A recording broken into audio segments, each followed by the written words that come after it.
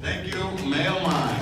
Folks, up next we have Revive Agent, and on deck, a la carte. A la carte, congratulations, you're a finalist, team a la carte. If you're here, I want to see you raise your hand and stand and come. Yeah, you guys are here? Okay, please join and come over here. And folks, Revive Agent, you got 3 minutes. Good luck. Thank you. Yeah. So, how many of you here are software developers? Yeah. So, all of us software developers have this very big problem, that is resolving dependencies. So, whenever you try to basically build on code which is like say 2 years old, 3 years old, or maybe even a decade old, we basically have this problem where we have to migrate all the code into like the newest form of the versions of the files, and we basically run into a lot of waste of the developer time. So what if we could have like an agent to do this for us? We present Revive Agent, which can basically revive any of your repositories which you might have like years ago. So let's say you have like a repository A which is not maintained, maybe someone wrote it like 5 years ago, and you have this repository B which is like doing pretty good and is like on the latest versions of Python and everything else.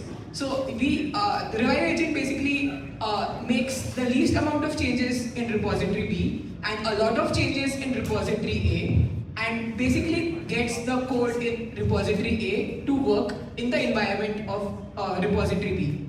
Also, while it's doing this, it maintains like a self-reflection of the mistakes it did and the things it explored while resolving these dependencies, so that it can reuse this compute in the future to kind of not make the same mistakes again and kind of keep improving as it keeps on resolving more and more dependencies. And on the left, you can see this plot where if we give it like a lot of runs, the number of tool calls go down significantly as the agent keeps running. So to test this, I would like to present one of this example which I ran into like a year and a half ago, where you have like one of the state-of-the-art like benchmark repositories gymnasium, and you have like some code which is 4 years old and it's like a race car gym for this, and we basically give it to this Revive Agent, and we basically start the integration process, and Revive Agent basically gets both of them working on the same environment. So to test it out, since these are RL environments, we could just visually see like the outputs, and we also can see the difference in the code. So we can see the kind of changes it made. So it made a lot of changes to the environment to make it compatible, and it also made a lot of changes to the code so that it can be compatible with the latest versions of the libraries.